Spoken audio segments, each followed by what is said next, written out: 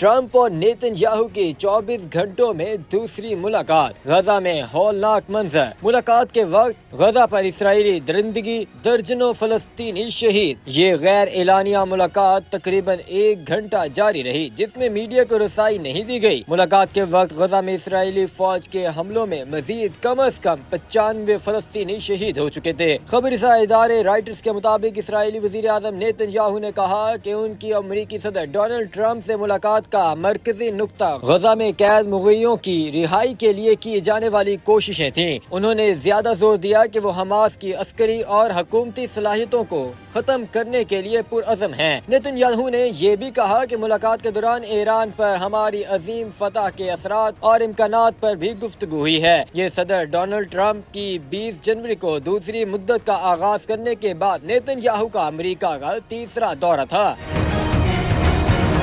Al Jazeera کے نمائندے نے واشنگٹن ڈی سی میں رپورٹ کرتے ہوئے کہا کہ ان تازہ ترین مذاکرات سے متعلق بہت ہی کم معلومات منظر عام پر آئی ہے، اس لیے یہ جاننا مشکل ہے کہ اصل میں اندر کی بات کیا ہوئی۔ انہوں نے مزید کہا کہ ملاقات کا مکمل طور پر بند دروازوں کے پیچھے ہونا، کسی قسم کی واضح تفصیلات کا جاری نہ ہونا اور 1 گھنٹے سے کچھ زائد وقت تک جاری رہنا، یہ سب اس بات کا اشارہ دے رہے ہیں کہ کوئی رکاوٹ حائل ہے، کوئی ایسی چیز ہے جو ان دونوں رہنماؤں کے گزشتہ 24 گھنٹوں کے پر امید بیانات کے برعکس صورتحال کو دھندلا رہی ہے۔ نور ادو کے مطابق اسرائیلی میڈیا یہ بھی رپورٹ کر رہا ہے کہ ٹرمپ کے مشرق وسطی کے دوحہ کے دورے میں تاخیر ہو گئی ہے، حالانکہ رات کے آغاز میں وہ ممکنہ معاہدے کے بارے میں خاصے پر امید دکھائی دے رہے تھے۔ اسٹیو وٹکوف کے بقول مذاکرات میں صرف ایک مسئلہ باقی رہ گیا تھا اور وہ یہ تھا کہ اسرائیلی فوج کہاں دوبارہ تعینات ہوگی۔ انہوں نے مزید کہا کہ یہ نقطہ اس لیے اہم ہے کیونکہ اسرائیلی حکومت جنوبی غزہ کے شہر